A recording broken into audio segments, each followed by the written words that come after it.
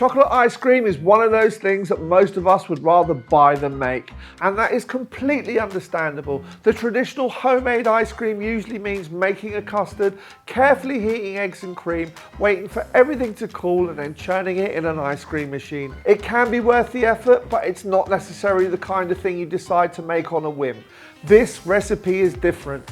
Oh, there is no custard, there are no eggs to temper, there's no ice cream machine, and you do not need any specialist equipment beyond a bowl and an electric whisk. But none of that means compromising on the finished result. What we're looking for is a deeply chocolatey ice cream, rich and fudgy in texture, soft enough to scoop straight from the freezer. The kind of chocolate ice cream you would happily serve to friends at the end of a dinner party. And the kind you'll probably find yourself eating from the container when no one else is looking. There are only a handful of ingredients, but there are a couple of decisions that make a very big difference. And there is one simple finishing touch at the end that makes the chocolate taste even more intense. Keep watching and I'll show you exactly how it all works. The first thing you'll need is 200 grams of dark chocolate, and this is not the moment to reach for mild or very sweet chocolate. You want dark chocolate that's at least 70% cocoa solids. The reason is simple. The chocolate is about to be mixed with cream, condensed milk and chocolate chips. All those ingredients are going to soften and sweeten its flavour. So you need to begin with a chocolate that's dark, intense and slightly bitter. On its own, it may taste a little bit stronger than the chocolate you would normally snack on, but once everything comes together, it will give you a much deeper, much more balanced ice cream. So break or chop the chocolate into small pieces and then we're going to melt it gently in a heat-proof bowl. And we want the chunks reasonably the same size. Bowl at the edge of our board. And there we have our chopped chocolate. So we're just going to melt our chocolate gently in a heat-proof bowl set over a pan of barely simmering water. Now make sure the bottom of the bowl does not touch the water. You could also melt the chocolate in the microwave in short 20-second bursts, stirring between each one. It's really important that the water under your bowl is barely simmering. You do not want it to be too hot, because what can happen when you overheat chocolate when you're melting it is that it can seize, which means that it goes grainy. And to be honest, there's very little you can't fix in the kitchen, but seized chocolate is one of them. Now if it does seize, you can just let it go solid and maybe chop it up and use it in biscuits, but apart from that you can't really cook with it. So if it does seize, you need to start again, which is why it's super important that the water below is barely simmering, if simmering at all. Patience, patience, patience. It will melt eventually. This isn't a process you want to speed up, you just want to gently melt the chocolate. Now a little trick I use to stop things from seizing is when I'm at a point when there are just a few lumps left, I take the chocolate off and I let that melt in the residual heat. And that sort of cools things down and stops things from seizing. But can you see what I've got here is lovely and glossy. There are a couple of lumps. I don't need to be in the water. Then if you keep on stirring, those lumps just melt in the residual heat. Look at that beautifully melted chocolate. Look at that, glossy. Now whichever method you choose, stop as soon as the chocolate is smooth and glossy. Then set it aside to cool slightly because you want it to remain fluid, but you do not want it to be hot when it meets the cream. While it's cooling, we're going to make the base. We're going to pour 500 millilitres of double cream into a large bowl. And we're going to add 340 millilitres, which is exactly a can of sweetened condensed milk. In that goes. And then we're going to add 1 teaspoon of vanilla extract.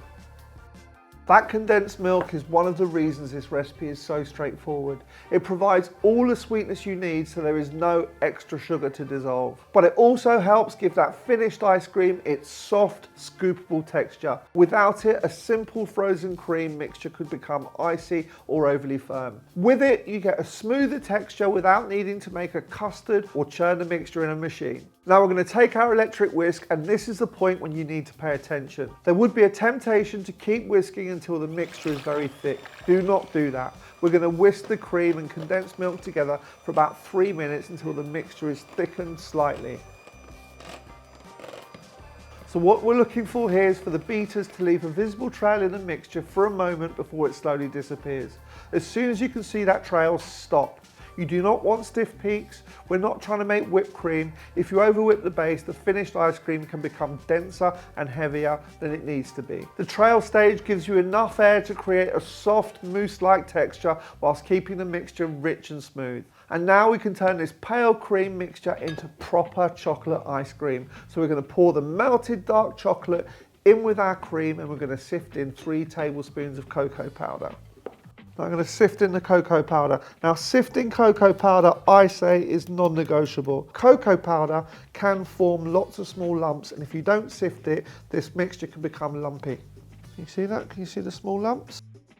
Now this is one of those small details that makes a really big difference. The melted chocolate gives you a richness, that fudgy texture. The cocoa powder adds another layer of intensity and a slightly bitter edge that cuts through the sweetness of the condensed milk. Together, they create a much fuller chocolate flavour. Now using a spatula, we're going to fold everything together gently. Do not whisk. You've already incorporated all that air. Now you simply want to combine the ingredients without knocking too much of that lightness out of the mixture.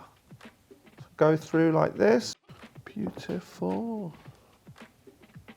Nice.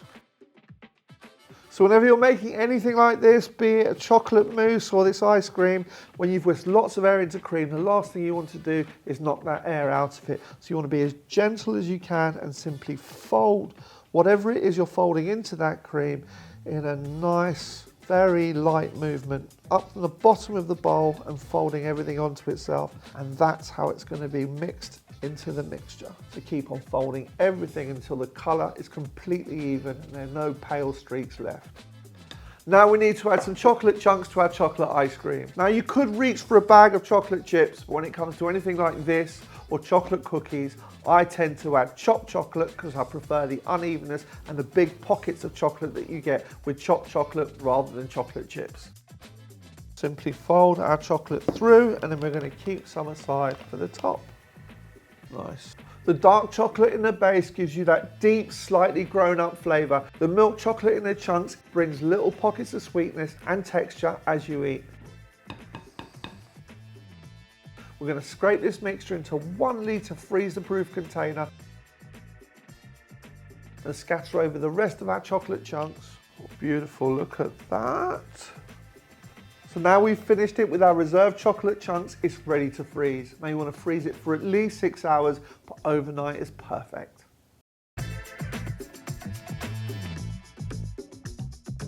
And this is it, no custard, no eggs, no churning, no ice cream machine. Just give the freezer time to do its work. When you're ready to serve, take the ice cream straight from the freezer.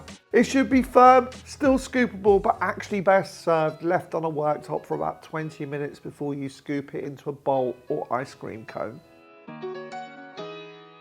And now for a final detail. Finish the scoop with just a very small pinch of sea salt. You do not want enough salt to make the ice cream taste salty. You're just simply looking for a few flakes scattered over the top. Salt seasons sweet as well as savoury, and salt does a remarkable job of making the chocolate taste even more chocolatey. Now this is totally optional, but I strongly recommend it. A little drizzle of olive oil.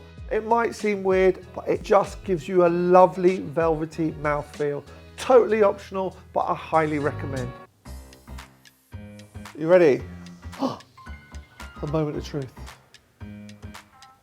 Oh, honestly, that is creamy, it's light, it's like a frozen chocolate mousse. It is truly delicious. And the pop of that sea salt and just the richness from the olive oil, honestly, that is truly the ultimate chocolate ice cream.